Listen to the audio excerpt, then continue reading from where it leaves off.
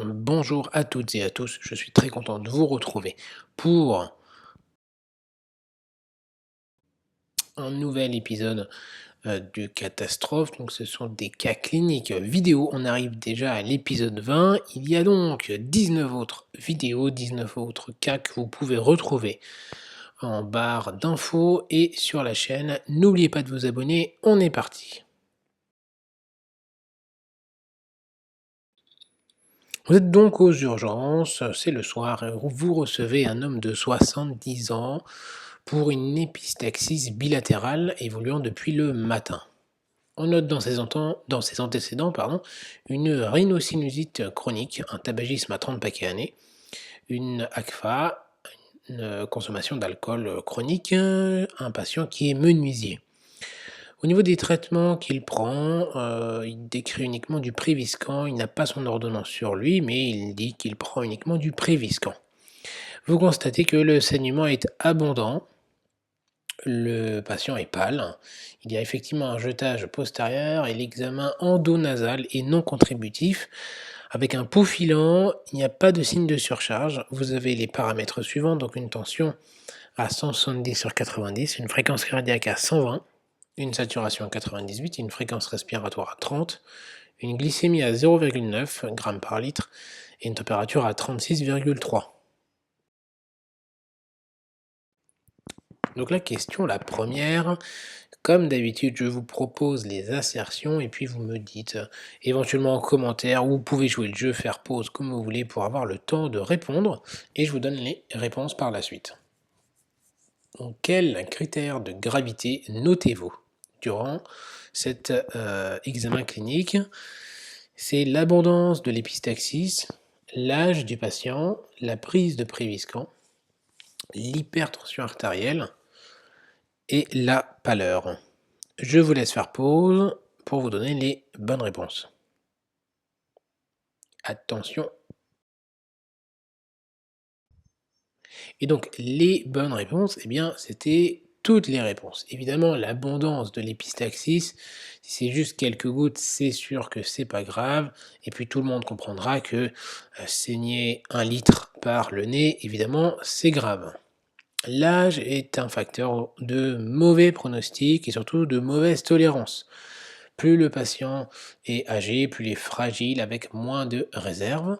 La prise de Préviscan, eh bien, ça peut se comprendre tout simplement puisque ça favorise les saignements avec une crase qui est perturbée, hein, puisque ça fluidifie le sang, c'est l'objectif. L'hypertension artérielle, ça peut être effectivement un critère de gravité si ce n'est pas contrôlé. On en rediscutera un petit peu plus tard et donc la pâleur, bah, effectivement, hein, ce sont des signes de gravité. Donc par ailleurs, hein, la sévérité d'une épistaxie est évaluée sur des critères cliniques, hémodynamiques et biologiques. Donc évidemment, une épistaxie qui est en antéro-postérieure, donc à la fois l'un et l'autre, eh ben, c'est d'emblée, quand c'est d'emblée, pardon, et ou bilatéral, eh ben, c'est forcément plus sévère. Et donc il faudra rechercher des signes de choc hypovolémique. Donc il y avait effectivement ici la pâleur. On peut retenir s'il y avait eu par exemple une hypotension ou une tachycardie assez importante, des grandes sueurs, etc. etc. Et donc vous êtes aux urgences et ça se passe comme ça dans la vraie vie. Comment pouvez-vous stopper l'hémorragie de manière locale? De manière locale, puisque dans la vraie vie, il n'y a pas de QCM.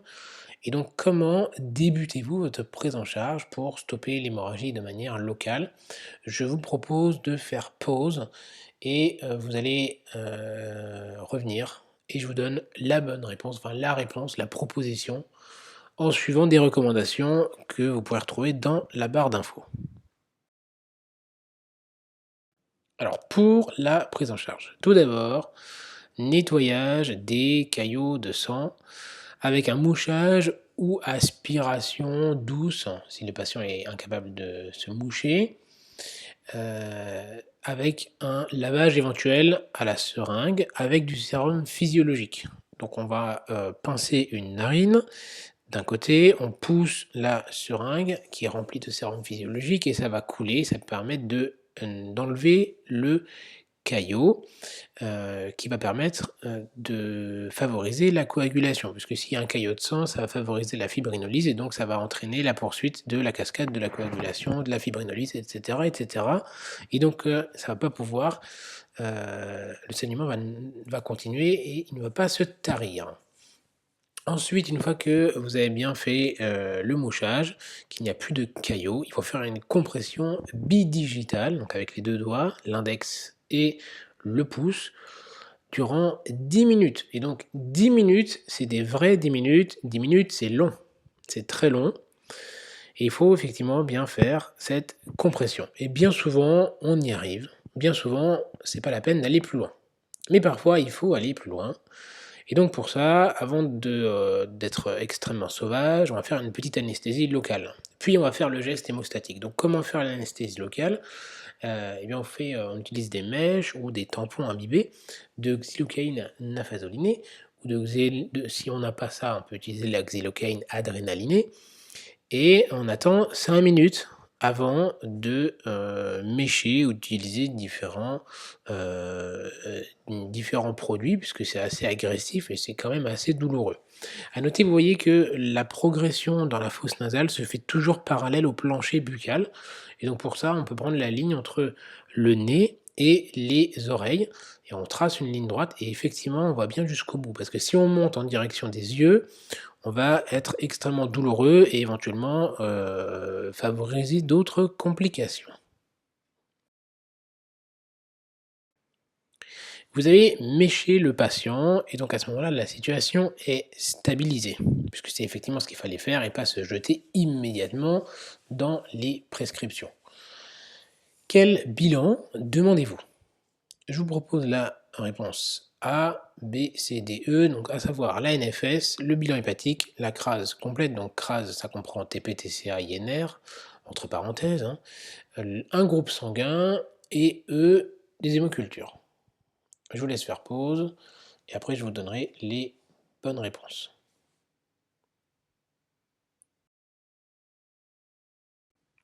Et donc les bonnes réponses c'était la A, B, C, D, pas d'hémoculture, donc oui, on fait une NFS afin de voir le taux d'hémoglobine, s'il n'y a pas une indication à transfuser, auquel cas on aura besoin du groupe sanguin.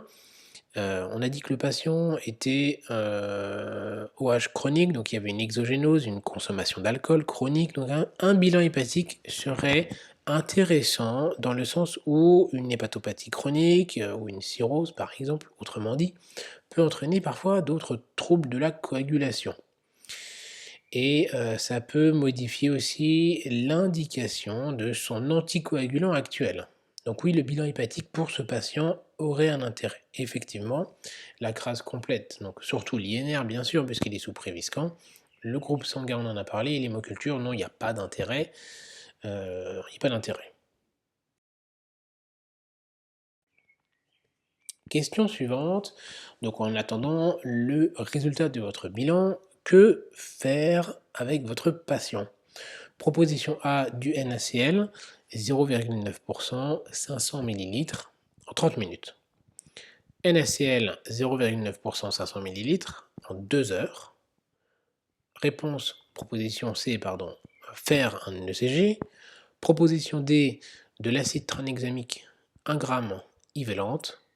Et proposition E, de l'augmentin, 1 g Ivelante. Je vous laisse faire pause, et puis moi, je vais vous donner les réponses avec l'explication par la suite.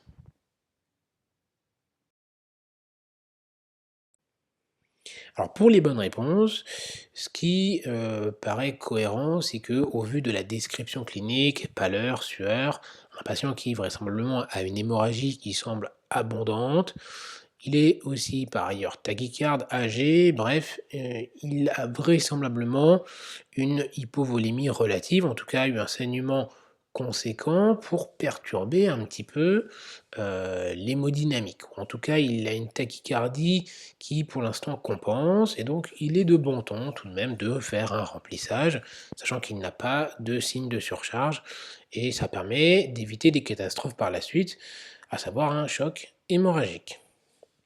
Alors on le fait sur 30 minutes ou 1 heure Parfois, selon la clinique du patient, s'il est plus ou moins fragile avec une cardiopathie, et cetera, mais pas en 2 heures. C'est pas un remplissage et là, l'intérêt de la question, c'est: on fait un remplissage, oui ou non? Donc c'est pas sur 2 heures ni sur 4, c'est sur 30 minutes. Sinon, ça s'appelle de l'hydratation. On peut effectivement, enfin on fait un ECG, hein, parce que c'est un patient qui a une cardiopathie, il faut voir s'il n'y a pas une souffrance myocardique par la suite. Et l'acide tranexamique pour la réponse D, effectivement, est intéressante. Alors l'intérêt est modéré, mais ça aide quand même. Une revue de la littérature que vous pouvez retrouver, je vous la mettrai en description, qui reprend l'intérêt effectivement de l'acide tranexamique en IV lente, à savoir qu'on peut aussi l'utiliser par voie locale, imbibé sur un coton dans certaines pathologies du tissu.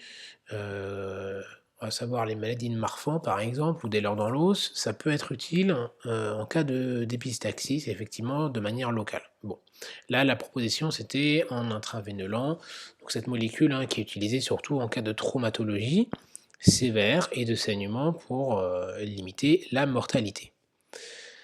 Et donc là, effectivement, il y a quand même un intérêt qui est modéré, mais qui est tout de même présent. Et pour l'antibiothérapie, alors ça pourrait se discuter, mais je vous explique pourquoi. En cas de tamponnement, effectivement, il va y avoir, on va insérer entre guillemets du matériel externe, étranger, au contact du patient. Donc on va quand même être invasif, et donc il y a un risque de d'engendrer une bactériémie ou en tout cas une infection locale, et ça peut fortement irriter.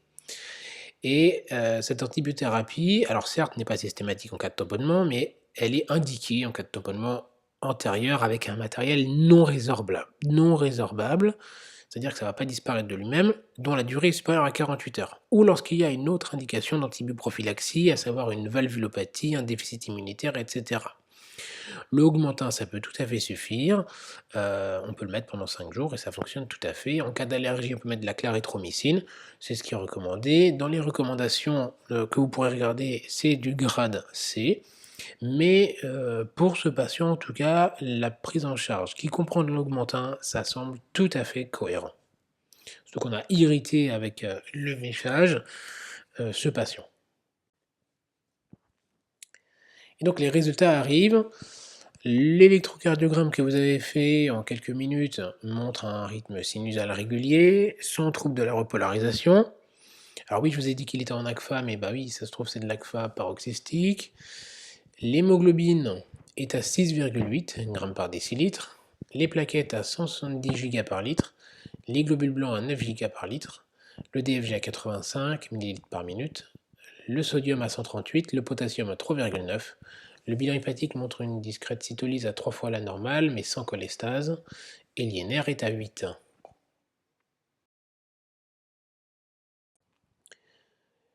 Que prescrivez-vous?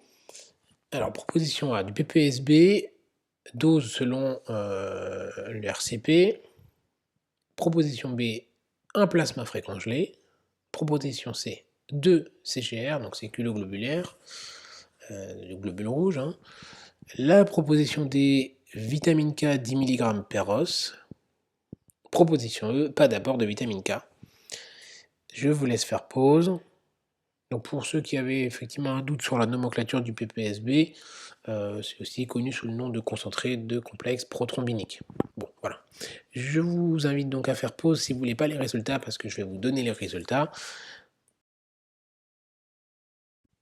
Et donc les bonnes réponses c'était la A, la C et la D. Le plasma frais congelé, non. C'est s'il y a une hémorragie d'origine traumatique, enfin d'autres cas en tout cas, mais pas ici. Ça, pas chez ce patient. Du PPSB, oui, on va voir pourquoi. En plus, c'est des recommandations depuis de nombreuses années. 2 culoglobulaires, alors ça peut se discuter, 1, 2, 3. Bon, ça semble quand même cohérent d'avoir un niveau d'hémoglobine supérieur à 7 strict, ça c'est sûr. La cardiopathie, a priori, elle n'est pas ischémique dans l'immédiat, mais vu l'âge du patient, 2 semble un minimum, 3 ça peut se discuter. Mais 2, ça semble vraiment un minimum. Et la vitamine K, eh bien oui, puisque le patient est sous Préviscan, donc c'est un anti-vitamine K et donc on va réverser en donnant de la vitamine K qui peut se donner Péros et oui, il faut en apporter, donc la E est fausse. Si on se réfère aux recommandations de l'HAS de 2008, donc ça fait quelques années tout de même.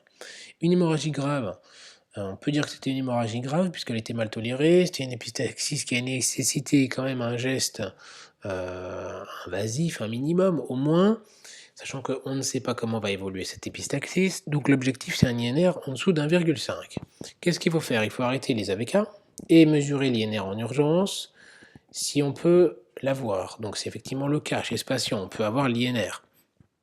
Eh bien on adapte la quantité de PPSB ou de complexe prothrombinique selon l'INR, selon le RCP, donc on peut le trouver dans le vital tout simplement, et on ajoute à cela de la vitamine K, 10 mg, une ampoule pour l'adulte, qui se donne par voie orale à privilégier, mais ça peut se donner Péros aussi. Alors pour retrouver ces recommandations, je vous les mettrai en barre d'infos par ailleurs. Et juste un tout petit détail par rapport au PPSB, et ben en fait, qu'est-ce que c'est? C'est la fraction plasmatique humaine qui est lyophilisée et qui contient les facteurs du complexe prothrombique humain, c'est-à-dire des concentrés du facteur 9, mais d'autres facteurs comme le 2, un peu le 10, un peu de protéine C, mais c'est pauvre en facteur 7. Alors certains disaient oui, on va rajouter, on va faire des injections de facteur 7, ça peut être intéressant, il n'y a pas d'intérêt, c'est antivitamine K, PPSB seul, après ça devient un peu, c'est pas, c'est pas dans le domaine, c'est pas de ce domaine-là, c'est pas de ce domaine-là. Donc PPSB, oui, on donne bien sûr quand il y a un INR qui est largement supérieur et surtout quand il y a une hémorragie qui est grave. Que prescrivez-vous par la suite? Proposition A, une NFS, B, INR, C, un scanner de la face injecté, D, un scanner de la face non injecté, et E, une kaliémie. Je vous laisse faire pause en vous rappelant que le patient a donc eu la prescription de ces globulaires, de la vitamine K du PPSB et le remplissage qui était encore en cours.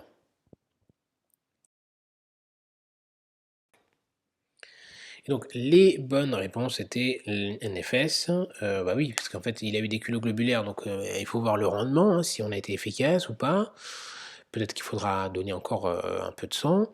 L'INR, oui, il faut absolument un INR de contrôle après 30 minutes, après avoir injecté le PPSB, toujours pour contrôler l'INR. Et si c'est pas bon, on met une nouvelle dose, c'est dans les recommandations. Et pour savoir l'étiologie, pour le bilan étiologique de ce patient, pour l'épistaxis, on va être amené à faire un scanner de la face injectée, puisque peut-être qu'il y a quelque chose ou pas. Et donc là, je vous montre cette image et je vais vous demander de décrire le scanner, enfin surtout la fenêtre, et le diagnostic que l'on suspecte. Pour rappel, donc c'était un homme de 70 ans qui venait pour épistaxis bilatérale depuis le matin avec rhinosinusite chronique, tabagisme, une ACFA, une exogénose chronique, donc alcoolisation chronique, ancien menuisier qui est sous Préviscan. Et je vous laisse faire pause tranquillement.